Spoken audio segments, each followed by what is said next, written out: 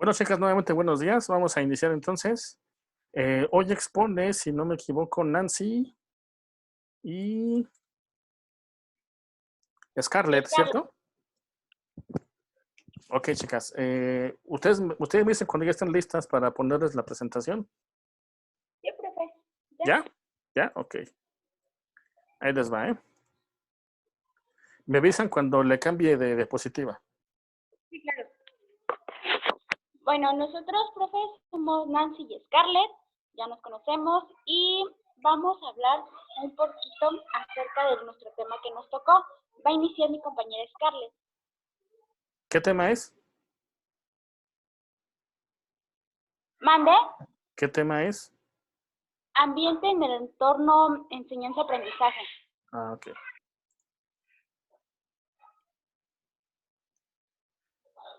Los ambientes de enseñanza-aprendizaje son los escenarios donde se desarrolla el proceso de enseñanza-aprendizaje, donde el docente le transmite conocimiento al alumno. Puede ser un escenario abierto, un escenario cerrado, dependiendo de la clase o el material que vayan a utilizar.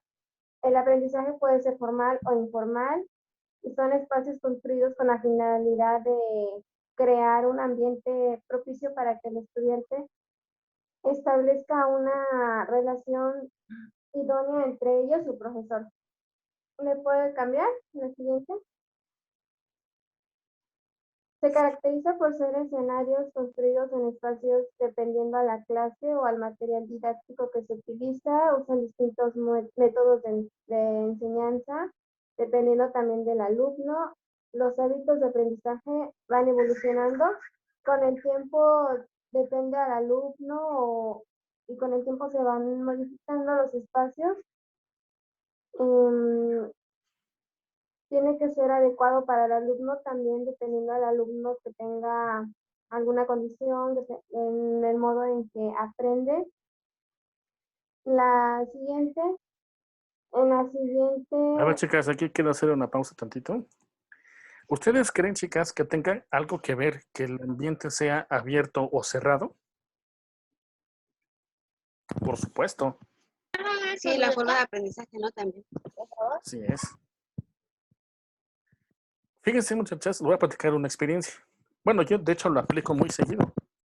En la secundaria, sobre todo en la 13, que trabajo ya por las tardes y tengo casi siempre las últimas horas del día, aprender matemáticas a las últimas horas es muy difícil, porque ya traes todo el día, ajá, ya traes el cansancio para empezar, ya traes tantas materias adentro que ya lo único que quieres es irte a tu casa ya y matemáticas, pues, ¿qué quieres, no? Entonces, es muy complicado aprender matemáticas en las últimas horas del día. Y entonces, a mí lo que me funciona mucho de repente son dos cosas. La primera, decirle a mis muchachos, ¿saben qué, chicos? A ver, si en la semana trabajamos bien, ajá, y avanzamos como debemos hacerlo, el viernes salimos al patio a hacer una actividad física. Juegos, con pelota, con lo que sea. Ajá, es clase libre, digamos, ¿no? O bien supervisada, ¿no? Y me funcionó mucho. Muchos muchachos, con el simple hecho de tener ese estímulo de salir el viernes a hacer actividad al patio, le echan ganas durante la semana. Esa es una. Y la segunda, muchas veces también con los muchachos, sobre todo de la última hora o la penúltima hora, imagínense ustedes estar 7 horas, 6 horas, 5 horas sentado en la silla, nada más escuchando a los maestros, ¿no? Por mucho que platiques con el amiguito, que aquí y acá, es muy complicado tener a una persona, y aunque sea adolescente, si un adulto como ustedes, por ejemplo, sentarse tantas horas a escuchar clases es difícil, imagínense un joven, ¿no? A un adolescente, pues, o a un niño, pues, peor tantito, ¿no? Entonces yo los saco al patio a hacer lo de matemáticas, pero al patio, y nada de que se me distraigan. Ajá, pero el simple hecho ya siquiera de respirar otro aire, ya es mucho más benéfico. Ajá, sí hay distractores, sí hay algunos asuntos ahí extras que tienes como docente que ir evitando, ¿no? Los, son- Sobre todo los distractores, porque hay muchachos que están a esa hora haciendo educación física, por ejemplo, jugando, gritando o lo que sea, y entonces te distraen a ti como alumno, ¿no? Entonces, ese tipo de cosas tienes que tomar así en cuenta, pero buscarte un lugar relativamente aislado o separado en donde puedas dar tu clase, aunque sea a cielo abierto, pero a veces es mucho mejor porque el alumno se siente más a gusto ahí. El salón ya lo conoce de cabeza y normal, entonces es mejor llevarlo a otra atmósfera, ¿no? A otro ambiente. Entonces, siempre es importante que el espacio sea abierto o cerrado. Si tú decides trabajar a espacios abiertos, no hay ningún problema, nada más que tengas bien planeado, ajá, y conozcas bien a tus muchachos, que no se te van a ir por todos lados. Ajá. De lo contrario, es mejor seguir trabajando de forma normal, ¿no? Entonces, sí tiene mucho que ver, sí influye mucho el espacio abierto o el cerrado, ¿no? ¿Alguien, chicas, quiere platicar alguna anécdota? ¿Alguien ha trabajado con niños, aunque sea espacio abierto? Si no lo han hecho, háganlo. Es bonito y además para los niños es motivante.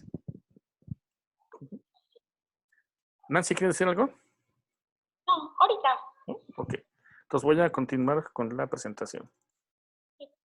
Me decía que le paso a la siguiente ya, ¿verdad? Sí, por favor.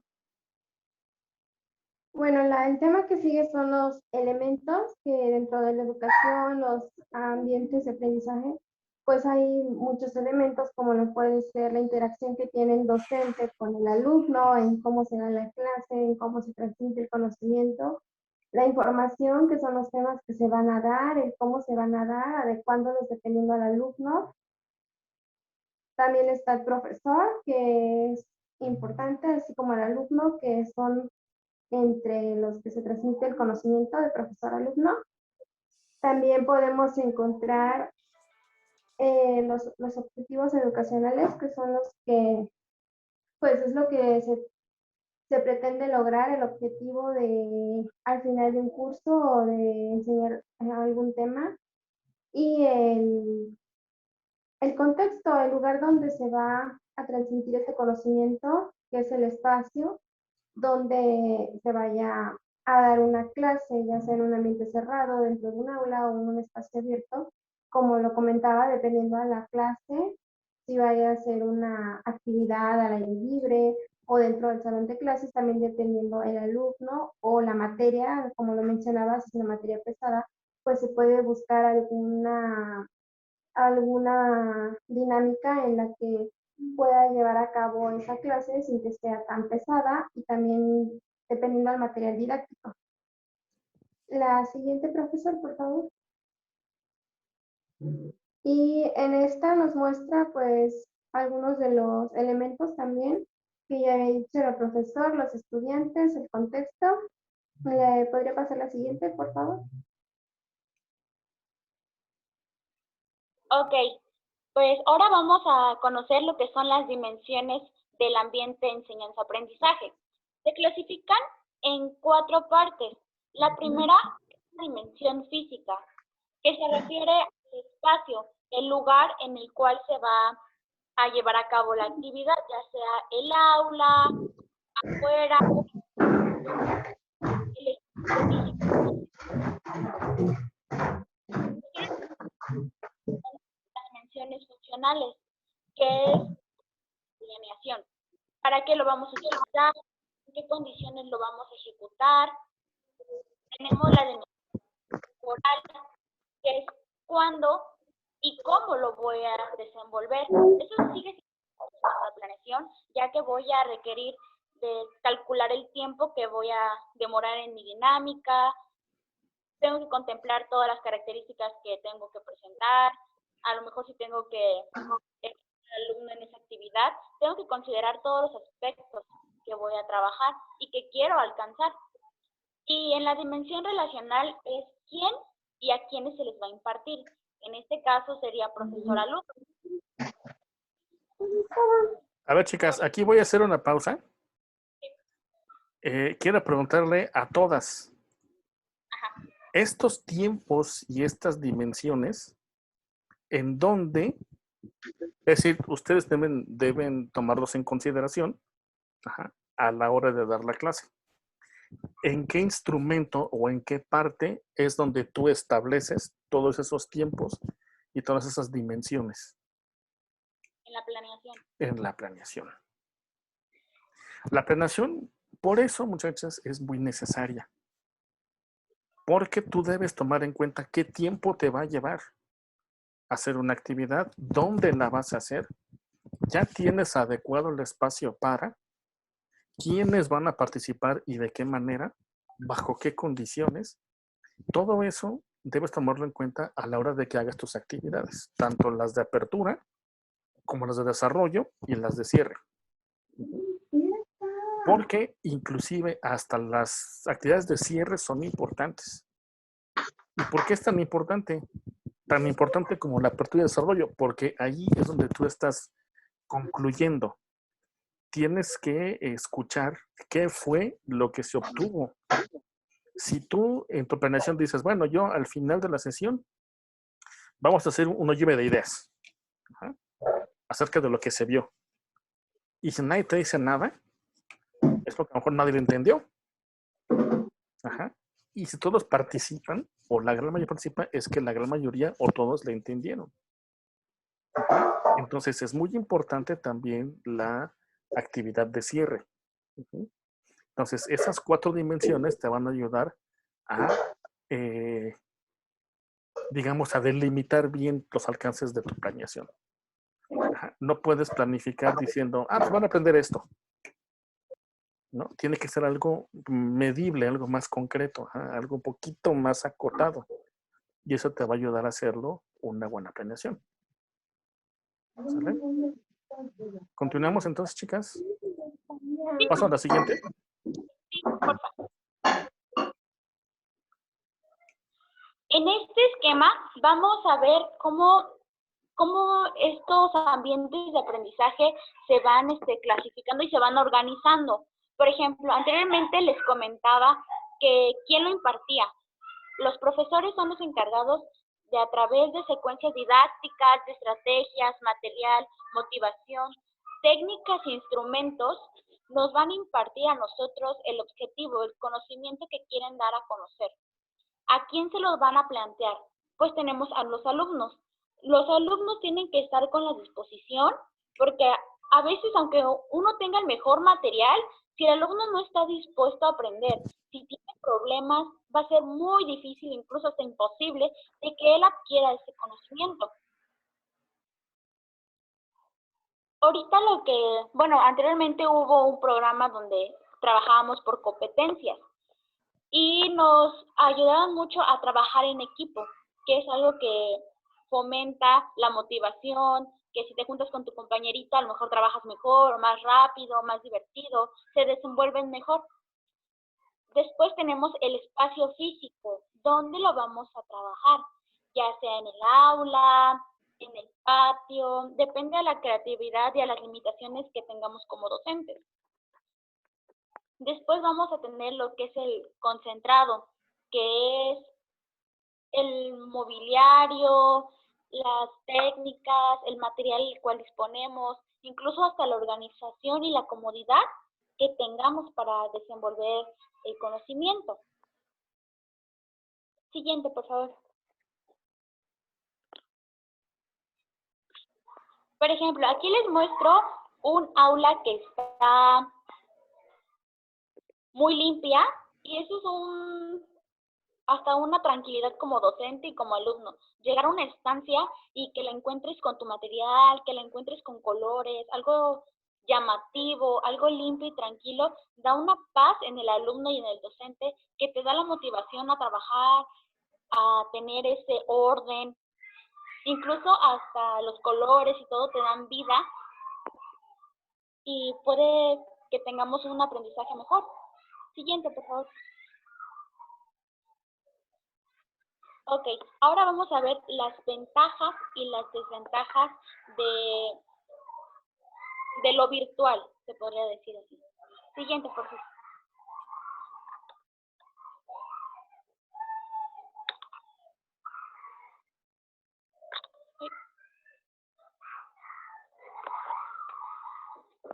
Ok, como ahorita ya lo estamos viendo, chicas, pues las cosas que se nos dificultan y las cosas que vemos como ventajosas.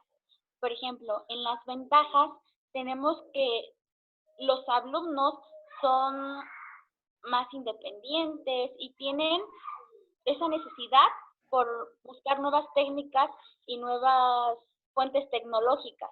Tenemos esa visión de decir, si no le entiendo al PowerPoint, entonces busco otra fuente que me pueda ayudar y entregar el trabajo. Tenemos acceso a enormes cantidades de información que anteriormente no poseíamos. Yo me acuerdo cuando iba a la primaria, me tocaba ir, todavía me tocaba entrar y a leer un libro, yo decía, ya lo acabé y no habló de lo que yo quería. Y tenía que abrir otro y así. Entonces, yo por eso me frustraba mucho y yo no quería ya estudiar porque yo leía muchísimo y no entendía nada. Y a veces nada me servía. Entonces, ahora es súper fácil entrar a Google, métete a otra página, no te gustó, elijo otra. Y tenemos esa ventaja de que encontramos información hasta de más. La individualización, eso es como la autodidacta, que ya somos autónomos, ya tenemos la conciencia de decir si lo hacemos, si no lo hacemos, en qué tiempo me organizo y en qué no. Y la rapidez al acceso de información. Igual es una ventaja muy grande. En 5 minutos puedes preparar tu exposición, en 5 minutos puedes contestar tu examen, en 5 minutos poseemos muchísima información, cosa que antes no teníamos. Y obviamente, como hay ventajas, también tenemos desventajas. Las desventajas es la desconfianza entre la comunicación, el decir que se vaya a divulgar información nuestra en las redes, o el aislamiento que tenemos social, porque de una u otra manera nos distanciamos. Al igual, en el salón platicamos, aunque sea un poquito entre todas, y ahora si acaso nada más platicamos con nuestra mejor amiga del salón y hasta ahí. Si bien nos va. Entonces, esas son las desventajas que tenemos de esta interacción virtual. Pero igual, no quiere decir que sea mala, sino hay que saberle darle un uso de acuerdo. Por ejemplo, me gustaría comentarles acerca de lo que veíamos de el espacio en el cual trabajábamos y la motivación y todo lo que vamos trabajando. Por ejemplo, yo doy clases de regularización y tengo muchos pequeñitos. Ahorita casi todos son de primaria. Entonces, yo ya no veía la manera de cómo trabajar con ellos. Ya están frustrados de estar en línea, ya están frustrados de estar sentados en la mesa. Entonces yo decía, ¿qué hago? Pues hacía los viernes, que es el último día que trabajo.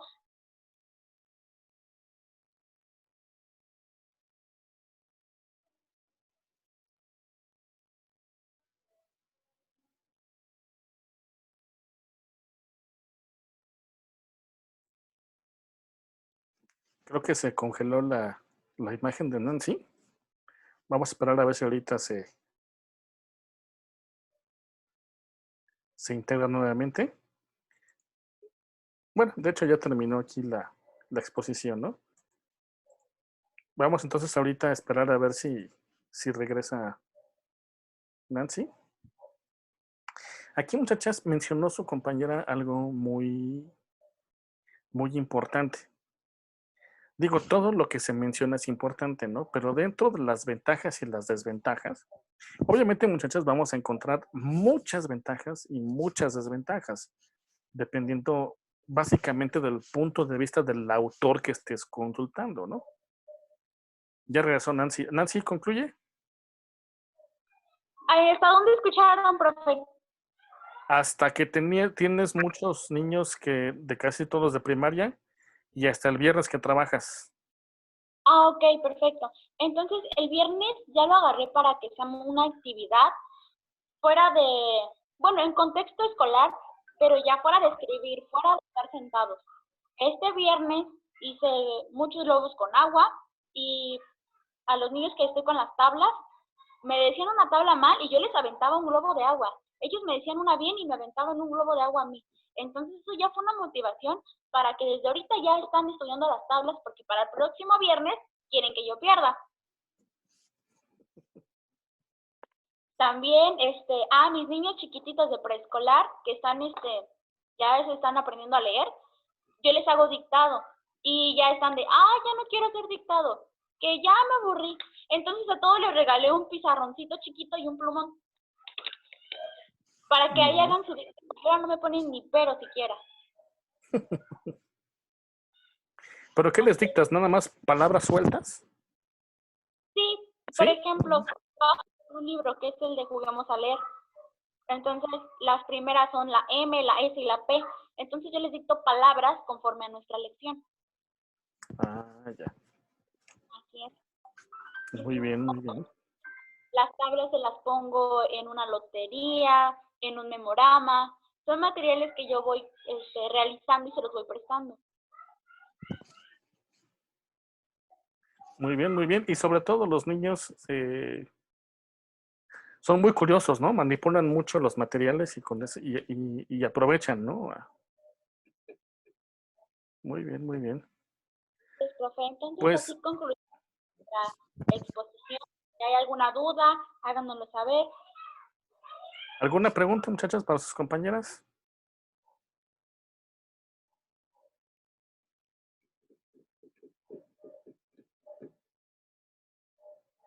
¿No? ¿Ninguna?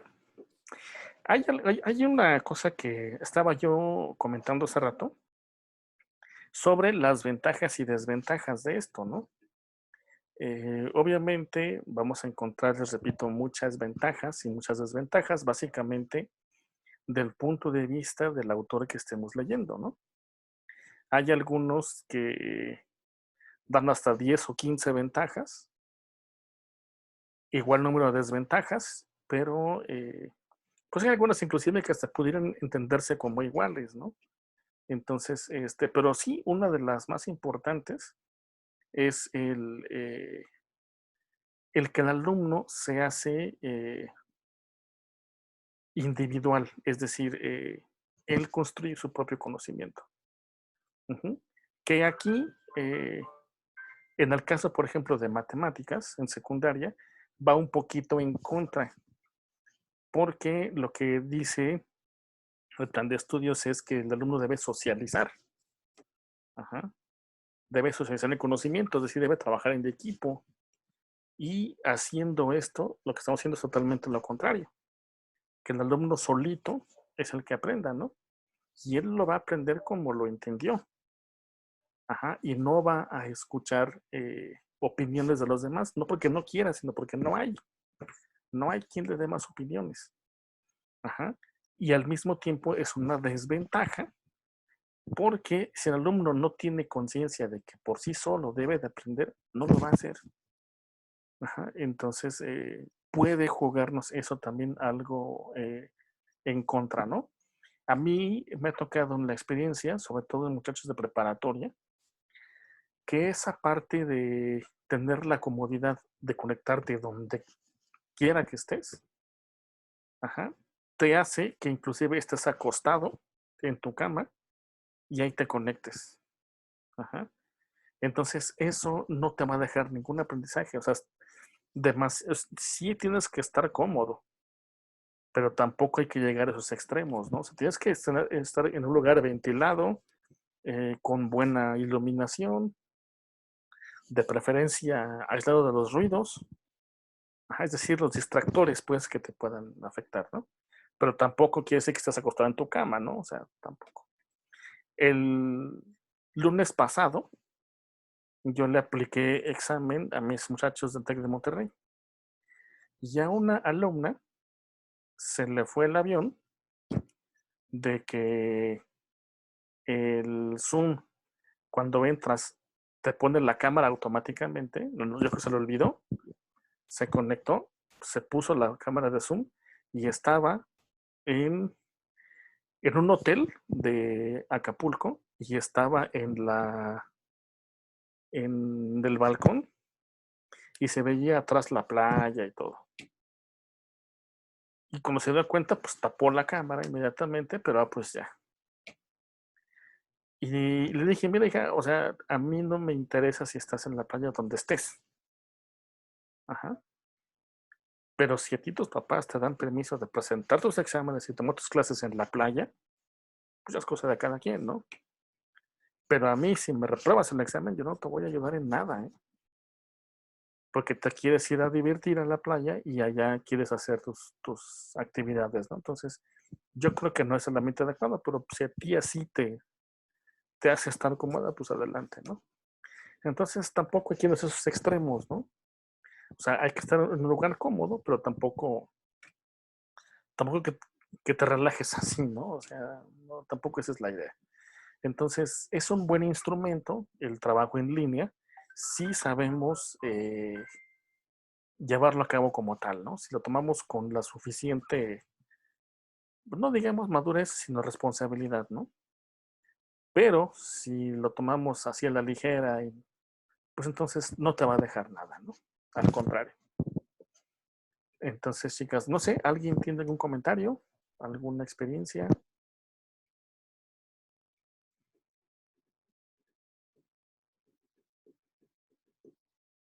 ¿Ninguna? Ok. Entonces voy a compartir una presentación que yo hice para que la veamos aquí. Esto, chicas, de esta unidad, si recuerdan, ya lo vimos todo esto en el curso anterior. Vimos los ambientes de aprendizaje, los tipos de ambiente, cómo diseñar un ambiente de aprendizaje, qué elementos hay que tomar en cuenta, qué fases lleva el diseño del ambiente. Y es nada más un repaso básicamente, ¿no?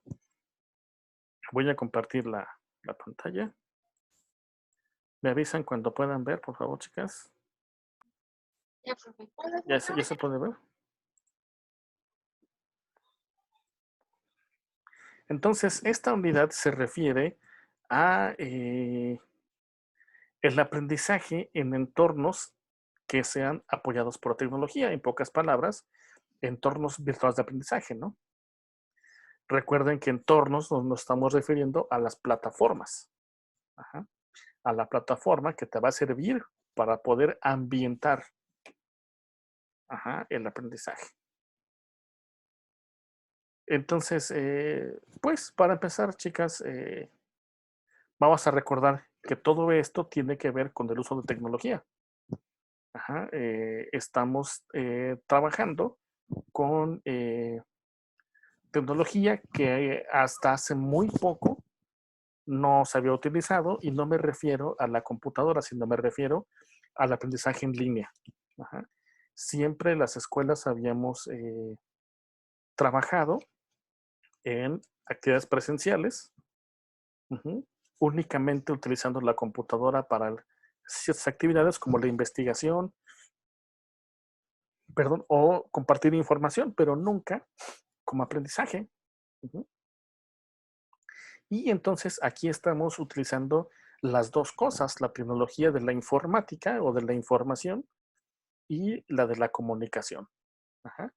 Desafortunadamente en México tenemos una infraestructura tan mala que siempre tenemos problemas de comunicación, que son los que más tenemos por el internet tan malo que tenemos, o de informática, ¿no?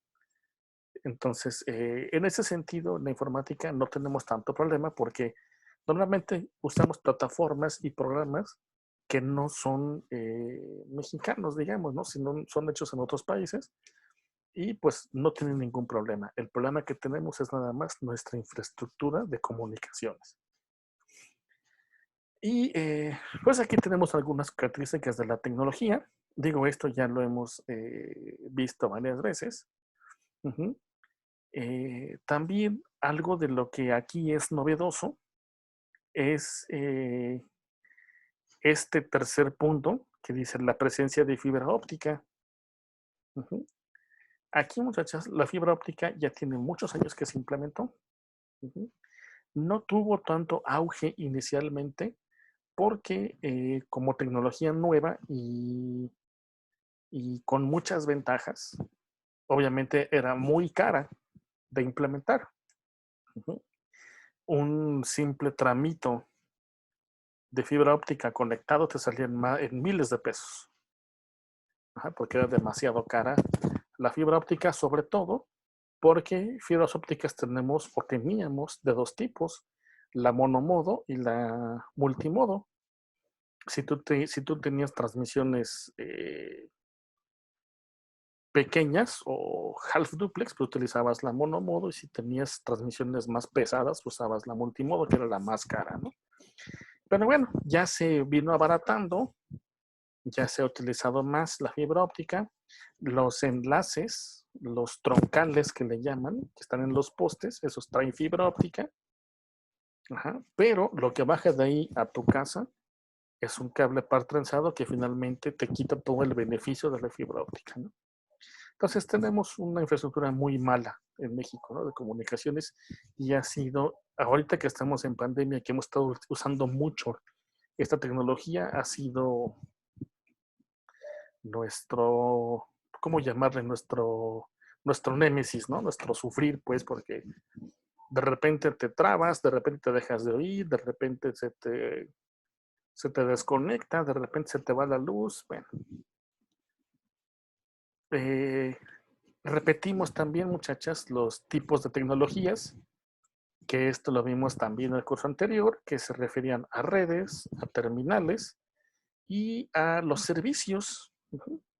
Las redes, pues, que son todos los enlaces que tenemos entre computadoras. Las terminales, que es ya lo que utilizas para conectarte, que puede ser no solamente en la computadora, sino puede ser también un teléfono celular, una tablet, un iPad, ¿cómo se llaman? Los que llaman los PDA o los PDA. Entonces, hay muchos instrumentos, ¿no? Finalmente esa es la terminal, que es de donde accesas, ¿no? Más bien, bueno, desde donde accedes. ¿Cuáles son los beneficios para la educación? Bueno, pues que, perdón, hay un cierto aumento potencial del interés por algunas materias, nada más, obviamente, ¿no? Hay algunas que, lejos de atraerte más, te hacen querer evitarla más, ¿no? Como las matemáticas, por ejemplo. Ahí sin duda que es mucho mejor cuando estás trabajándolas de manera presencial que de una manera en línea, ¿no? ¿Por qué? Porque si presencial no te entiendo, pues en línea menos. En algunos casos aumenta la motivación. Dependiendo mucho del docente y del curso, es que se interese o no el estudiante, ¿no? Se facilita la comunicación en cierto sentido, porque no hay una interacción, o no es directamente interactuar con el docente o con los compañeros, sino es una vía virtual nada más. Pero bueno, se te facilita porque solamente tienes que hablar y se te escuchan. Y aunque es en línea o de forma virtual, lo puedes hacer, ¿no? Fomentan la cooperación, hay cierta interactividad entre los docentes y alumnos docente y entre alumnos, ¿no? Esto que decíamos hace rato que te puede jugar al revés, mayor autonomía. Pues sí, porque el alumno es independiente de su aprendizaje. Pero eso también puede hacer que, como es tan independiente o no depende de nadie más que de él, decida no estudiar y no aprender y no se conecta y no aprende nada. Sino que tendría que tener una supervisión de algún adulto, ¿no? Potencia la iniciativa y la creatividad. ¿Por qué? Porque ahora las actividades, si no te da el maestro el procedimiento o los materiales, tú debes de buscarlos. Y entonces eso te va a favorecer tu creatividad, ¿no? Y permite, de cierta manera, un desarrollo en el uso de las tecnologías. ¿Por qué? Pues porque te ves obligado a utilizar la tecnología, alumno y maestro, y eso te permite conocer más tanto el uso como el alcance que tienen esas herramientas digitales, ¿no? Ahora, ¿cuáles son los inconvenientes? Espérenme, es que ya se me... Dame un segundo, chicas, espérenme. Es que ya se me movió todo aquí. ¿Cuáles son los inconvenientes del uso de las tecnologías? Las distracciones. Ajá. Si no estás ubicado en un lugar aislado de cierta manera, ajá, ajeno a distractores, como en la playa, por ejemplo, pues te vas a distraer con cualquier cosa, ¿no? Desarrollo de adicciones a nuevas tecnologías. Esto nos pasa mucho, por ejemplo, con el teléfono. Ajá, el telefonito que ya no lo sueltas todo el día, estás ahí todo el día metido, ¿no? Información no correcta o que no es fiable. Uh-huh. Aquí también yo les he dicho algunas veces que ya lo que te lleva más tiempo no es encontrar la información, sino decidir cuál de que te sirve. Ajá. Dependencia de los compañeros o profesores.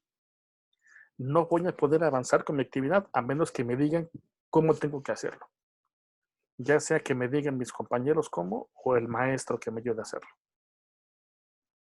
Aislamiento social. Esto es muy delicado porque sí te va a afectar la parte socioemocional. Tanto tiempo estar trabajando en línea sin tener contacto alguno, sí te puede afectar, ¿no? Tan así es de que lo estamos viendo. Muchos estudiantes tienen afectaciones de este tipo, ¿no? Problemas físicos o visuales. Intromisión en la vida privada. Esto es muy delicado porque si no tienes en tu computadora un buen soporte de intromisiones del exterior, de la red, te puede afectar y te pueden hackear tu información, ¿no? Entonces sí es un poquito arriesgado en ese sentido, ¿no? Y también vimos 3 formas de poder llevar este aprendizaje en línea, que fueron el e-learning, el m-learning y el b-learning, que ya los estuvimos trabajando anteriormente. El e-learning, que es totalmente un aprendizaje de materias curriculares o de contenidos curriculares en línea, ¿no?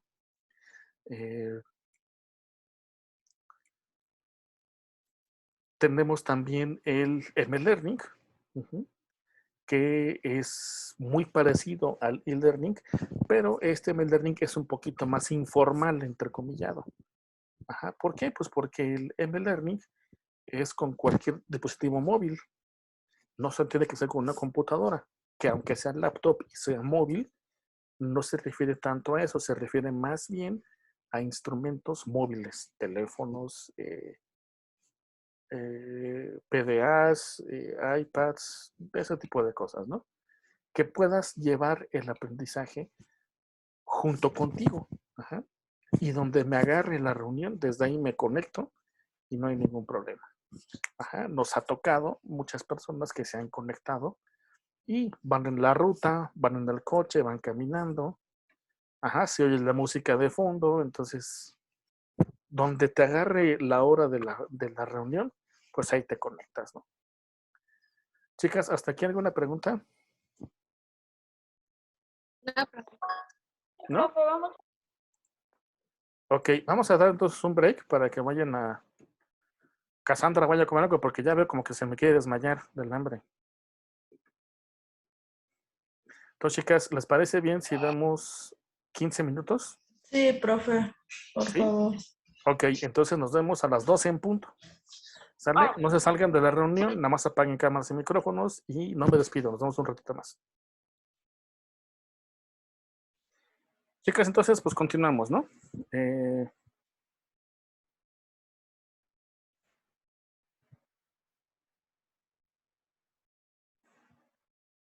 Entonces decíamos del mobile learning, ¿no? Que tiene cierta ventaja, digamos, sobre el e-learning, porque además este mobile learning tiene también como característica que solamente, bueno, puede ser usado para cursos, para conferencias, para pláticas. No tiene que ser necesariamente contenido curricular el que se comparta. Puede ser básicamente cualquier información, ¿no?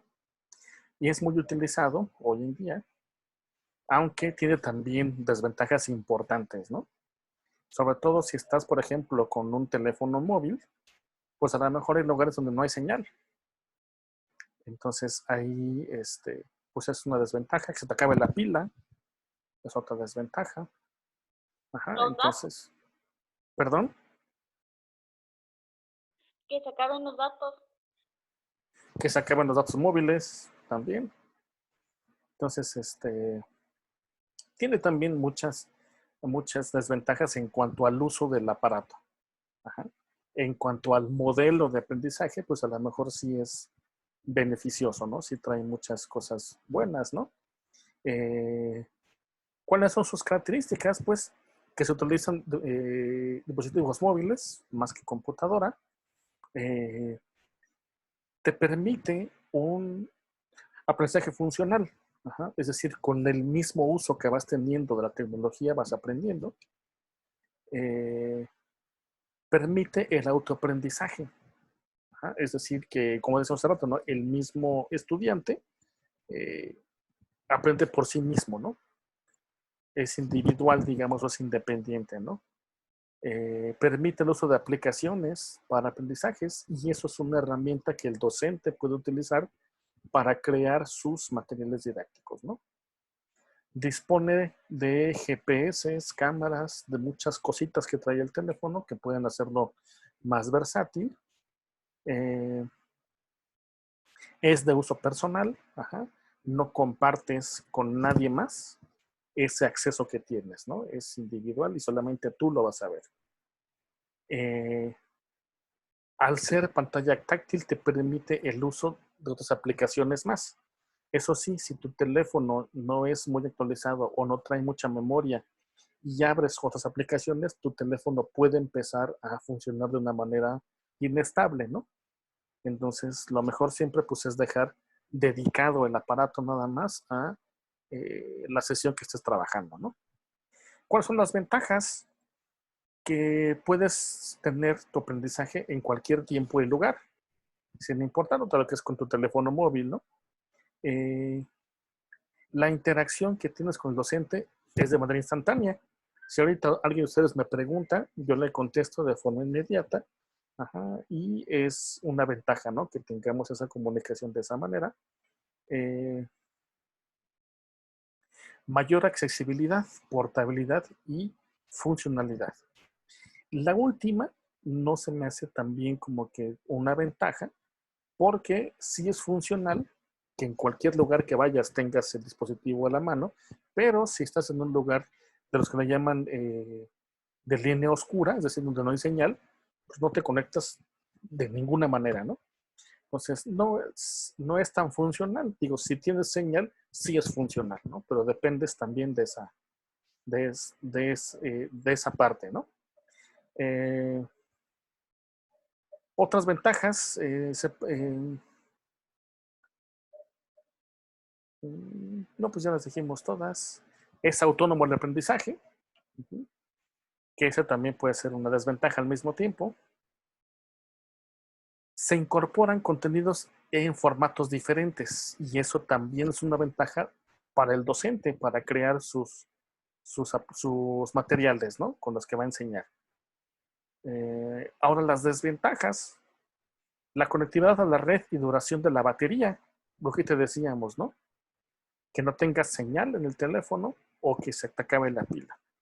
Seguridad de los contenidos, también que lo que estás viendo, ajá, no sea muy seguro, que de repente visitas una página que no sea segura, que de repente entras a una página donde se descargan archivos que te puedan dañar el teléfono. También desventajas hay de múltiples normas, tamaños de pantalla. Ajá, a veces el material es grande y no se alcanza a distinguir con la pantalla táctil del teléfono y hay que hacerlo más grande y se pixelea y bueno, hay sus inconvenientes, ¿no?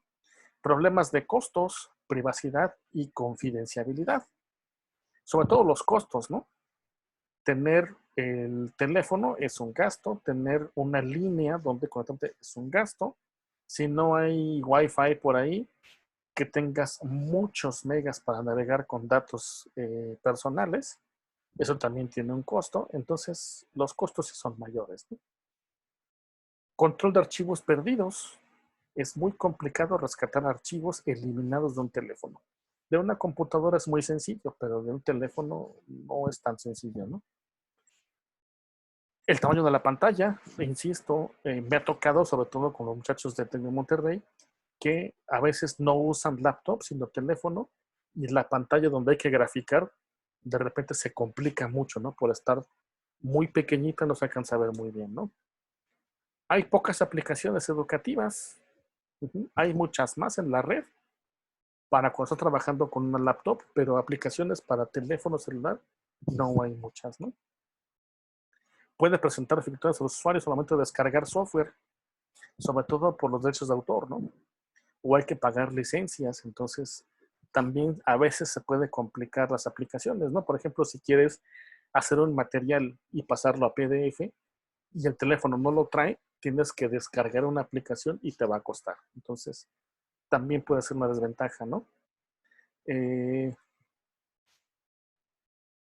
También otros de los métodos, digamos, o de las otras técnicas o modelos de aprendizaje en línea es el B-Learning, que es una combinación, digamos, de aprendizajes presenciales, pero también trabajados en línea, ¿no?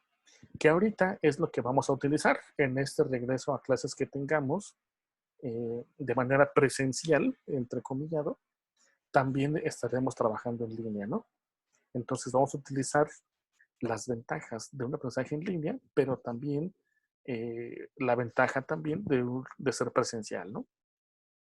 Y entonces este Build Learning, pues es un método combinado, ¿no?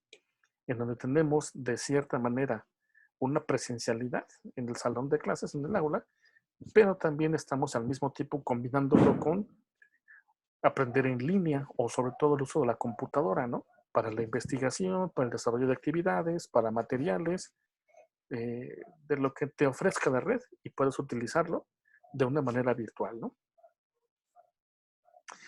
¿Cuáles son sus características? Que también ya habíamos revisado. La formación es flexible y al mismo tiempo es personalizada, ¿no?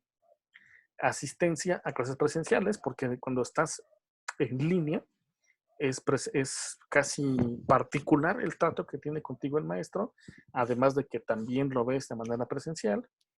Discusión de casos prácticos en grupo. Esto de socializar la información también es muy necesario, ¿no? Y si estamos ya de cierta manera en un aula, entonces puedes también socializar el aprendizaje, ¿no? Conferencias de expertos, tutoriales personales, o más bien tutorías, ¿no? Es decir, que de repente tengas alguna duda y puedas de alguna manera en línea poder ver a un tutor o al maestro para que te resuelvan esas dudas, ¿no? Exámenes de certificación, que esos también se pueden trabajar en línea. Diversidad en técnicas y metodologías de enseñanza.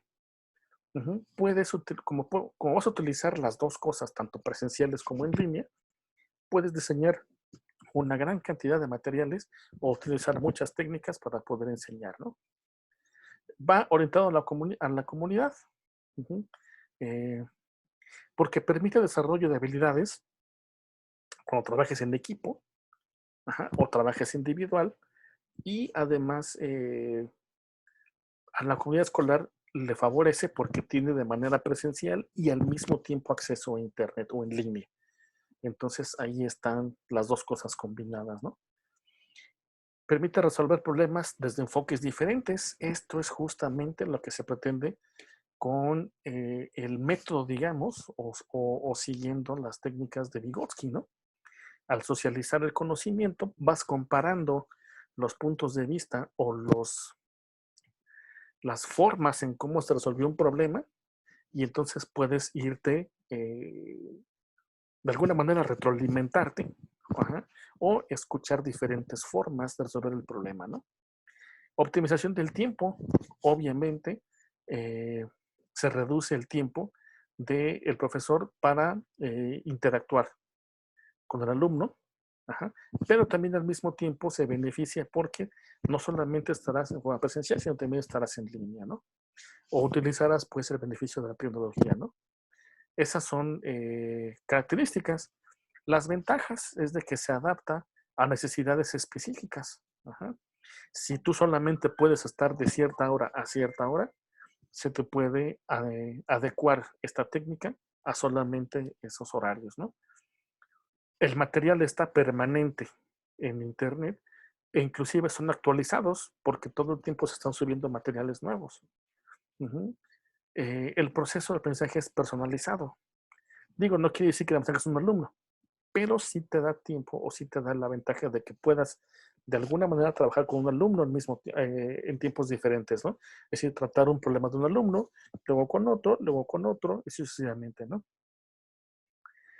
A ti como docente te deja más satisfacciones laborales y también al alumno le mejora la creatividad, ¿no? Y la motivación. Claro, esto obviamente con lo que decía hace rato Nancy, siempre y cuando se tenga la actitud. Ajá. Tanto de enseñar como de aprender, porque si no, si uno de los dos no está en la actitud, es muy complicado que se dé. Ajá, que eso yo también lo pondré como una desventaja, pero bueno, aquí estamos en ver el vaso medio vacío o medio lleno, ¿no? Depende del punto de vista donde lo veas. Respuesta a la dispersión geográfica, es decir, puedes entrar de cualquier parte de donde estés, ¿no? No necesidad de que estés forzosamente en un aula todo el tiempo, sino que cuando estés en línea puedes estar en cualquier lugar, ¿no? Y un ahorro en los bolsillos, en la economía, ¿no? Porque no todo el tiempo te tendrás que desplazar hacia la escuela, sino son solamente algunos días y los demás días seguirás en línea.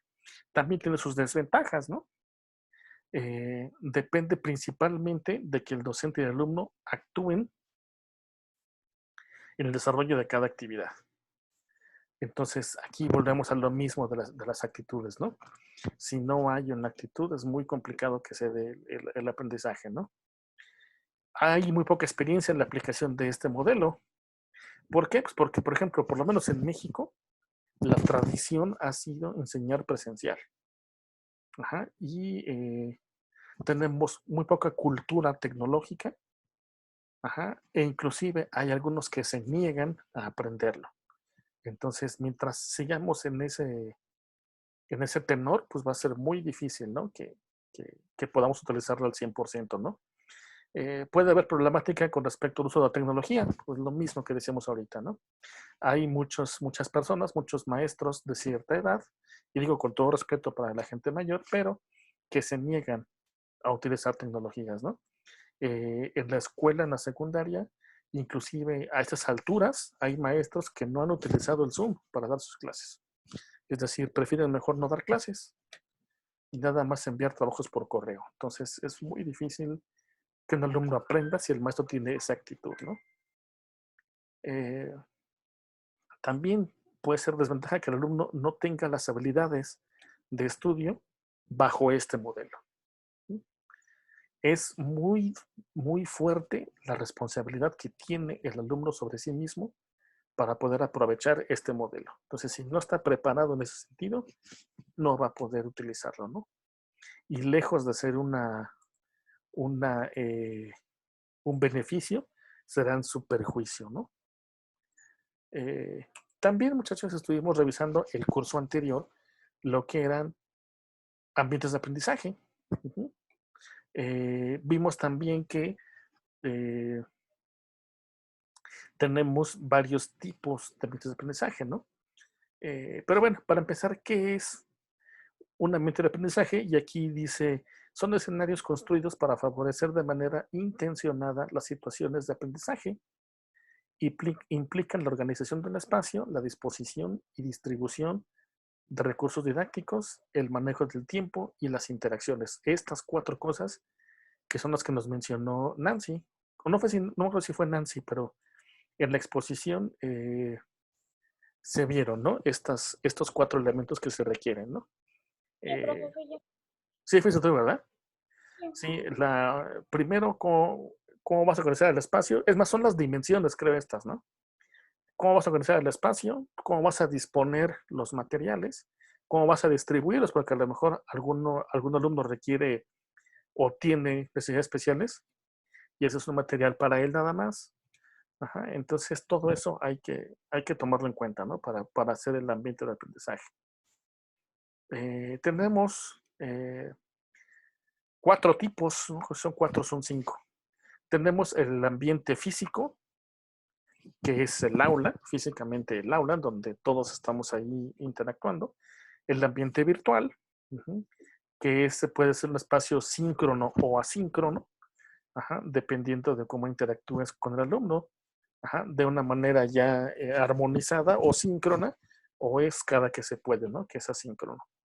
Un ambiente formal, que se lleva a cabo en sistemas educativos estructurados, digamos, no sé, hablados por la SEP o por la UNAM o por alguna institución ya establecida y que le dé esa parte formal al curso, ¿no? O también los informales, ¿no? Que eso es lo que hacemos toda la vida, ¿no? Tomamos cursos, tomamos diplomados, tomamos varios aprendizajes, pero no son curriculares, no son con algún reconocimiento oficial de la SEP o de la UNAM o de algún tipo, ¿no? ¿Cuáles son esos elementos para poder o que se deben tener en un ambiente de este tipo? Pues necesitamos que el ambiente sea en un espacio ético, estético, seguro, cómodo, armónico. Estos son puntos de vista de ciertos autores, no tiene que ser necesariamente con tantas cosas, ¿no? Es lo que especifican estos autores. Debe ser mediadores de pensamientos y relaciones sociales, lúdicos, expresivos, libres, diversos, respetuosos. Y esto lo vas a lograr únicamente cuando tengas justamente las herramientas a la mano, ¿no? Si es un aula, es muy sencillo poder, o no es tan sencillo, pero es más fácil llegar a tener un ambiente de ese tipo que si es de manera virtual, ¿no? De manera virtual es muy complicado. También tenemos las dimensiones de estos ambientes, que son, también lo mencionaron ya las compañeras, creo que también fue Nancy, la dimensión física, que se refiere a todo lo relacionado con el aspecto material del ambiente, ¿no? Cómo lo vas a distribuir. La dimensión funcional. Esta figurita nos da mejor la idea. La dimensión física, qué hay en el espacio y cómo se organiza. La funcional, para qué se va a utilizar y en qué condiciones. La temporal, cuándo y cómo se van a utilizar. Y la relacional, que es quién y en qué condiciones van a utilizar estos espacios. Esas son las 4 dimensiones de estos ambientes de aprendizaje, ¿no? Y también quedamos que todo esto te va a servir para poder realizar tu planeación. O ahí es donde debes ya dejar bien redactado todo lo que vas a hacer de actividades, pero ya teniendo como base estos 4 aspectos, ¿no? El qué, el para qué, el cuándo y el cómo. ¿Sale? Chicas, ¿alguna pregunta?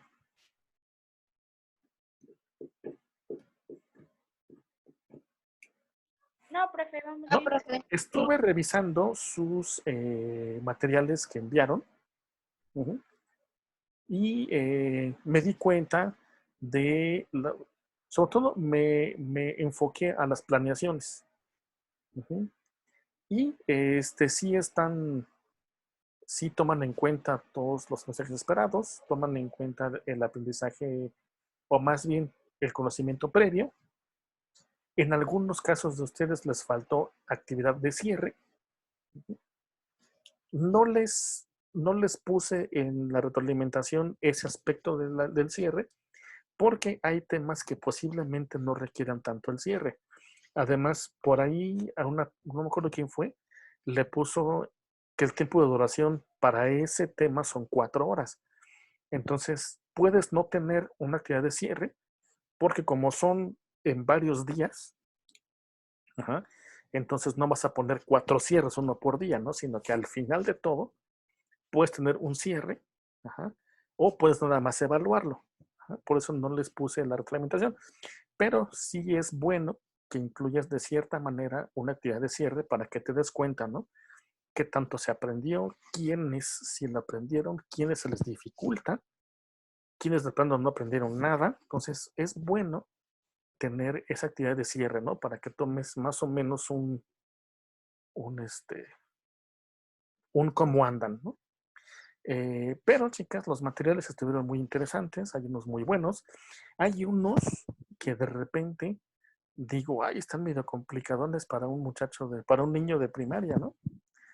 Pero, bueno, lo dejé yo así porque dije, posiblemente si me explica esta persona cómo funciona su material, ya le entenderé, ¿no? Pero de repente se dije unos, ay, cañón, está medio dificilones. Recuerden, muchachas, que ese material es para primaria. Ajá. Entonces hay que buscar los materiales, ahora sí que con manzanitas, ¿no? O sea, que expliques con manzanitas. Si te metes a algún material, por muy bueno que sea, pero si requiere ya cierto nivel de abstracción del alumno, no lo va a lograr. Ajá. Y no va a depender del material ni del maestro, va a depender que te estás adelantando a las edades, ¿no?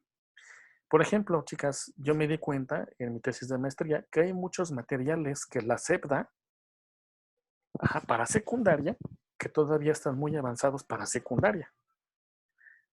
Ustedes, chicas, no sé si sepan, pero el ser humano, dependiendo obviamente de todo su bagaje que traiga de la vida, va teniendo cierto nivel de abstracción de las cosas.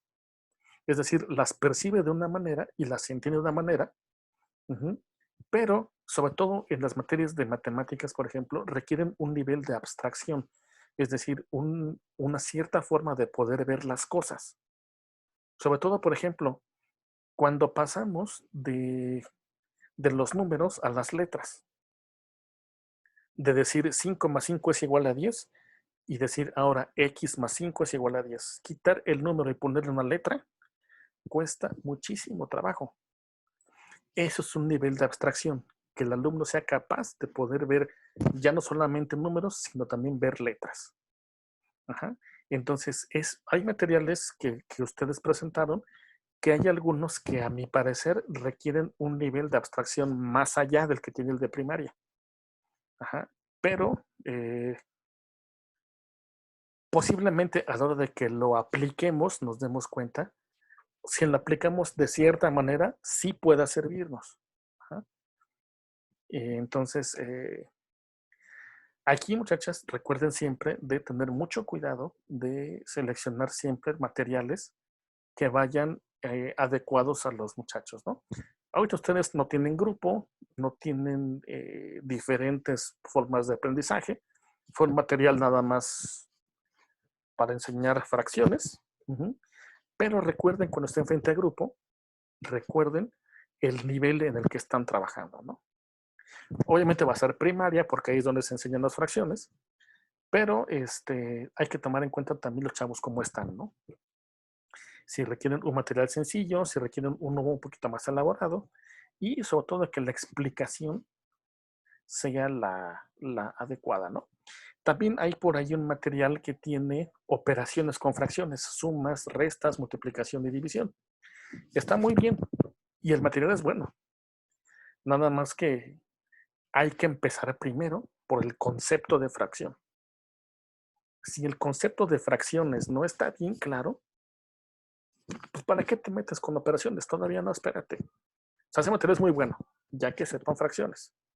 Pero primero, lo más complicado es entender el concepto de la fracción. Ajá. Yo nunca he tenido niños de primaria a los cuales enseñarles una fracción. Pero en mi experiencia, muchas de mis compañeras de maestría de primaria, el problema son las fracciones, porque los alumnos es muy difícil que lo entiendan. Ajá. Entonces, primero hay que usar un material didáctico para comprender las fracciones. Ya que les quedó bien claro, ahora sí, operaciones. Y metemos el siguiente material. Entonces, chicas, hay que irnos con calma, ¿no? Primero hay que aprender a caminar antes de correr, ¿sale? Entonces, primero enseñamos el concepto de fracción y después las operaciones, ¿no? Pero, chicas, en lo general estuvo muy bien el material. Hay dos personas con las que quiero platicar al final de la sesión. ¿quiénes son? Yaritza es una. Y la otra, ¿quién fue? Yo, profe, creo. ¿Quién creo? Nancy. Nancy, no. No, creo que es Fernanda. No, Victoria, creo. A ver, déjenme ver mejor. Déjenme revisar.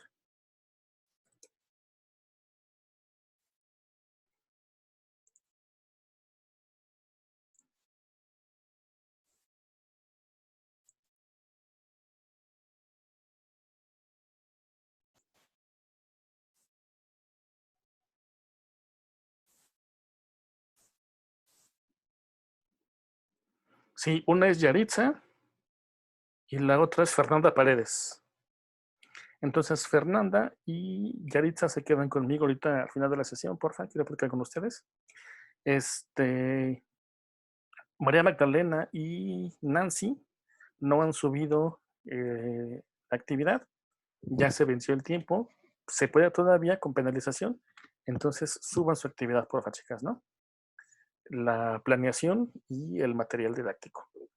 Entonces, chicas, pues me despido. Déjenme tomar la captura para enviar la evidencia, porfa. Ahí les va, ¿eh? 1, 2, 3. Gracias, chicas. Entonces, nos vemos el próximo sábado. Yo les subo la actividad entre hoy y mañana. Ajá. Y les aviso cuando ya esté, les mando un WhatsApp. Y les deseo que tengan una excelente semana. Entonces, se quedan conmigo nada más Yaritza y Fernanda, ¿sale? Nos vemos, chicas. Bye, bye. Ay, profe, Todo, gracias. profe, gracias.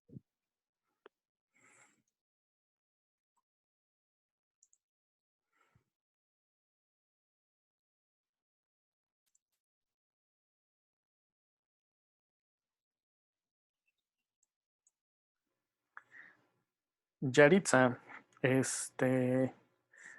su material dice el árbol de las sumas. Ajá. No le entendí cómo es ahí lo de las fracciones. ¿Cómo abordamos el tema de fracciones ahí con ese árbol de sumas?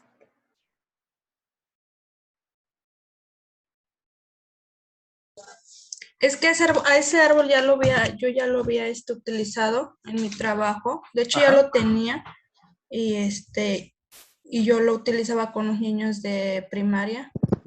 Y sí, la verdad sí me funcionó mucho. Pero es para sumas. Ajá, para sumas. No, el tema es fracciones. O sea, 3 Ah, quintos, ya. 2 tercios, 1 medio. Ajá. Ajá. Entonces, yo le puse ahí de todas formas la observación de que el material que está presentando no es para fracciones. Ajá. Y también recuerda subir la planeación de actividades para enseñar ese tema con ese material. Ajá. Tampoco subió la planeación. Uh-huh. El árbol puede,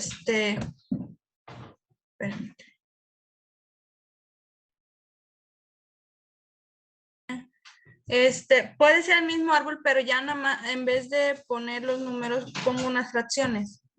Sí, pero no sé si oíste, ahorita les acabo de decir que antes de empezar con las sumas de fracciones o restas, primero hay que empezar con el concepto de fracciones.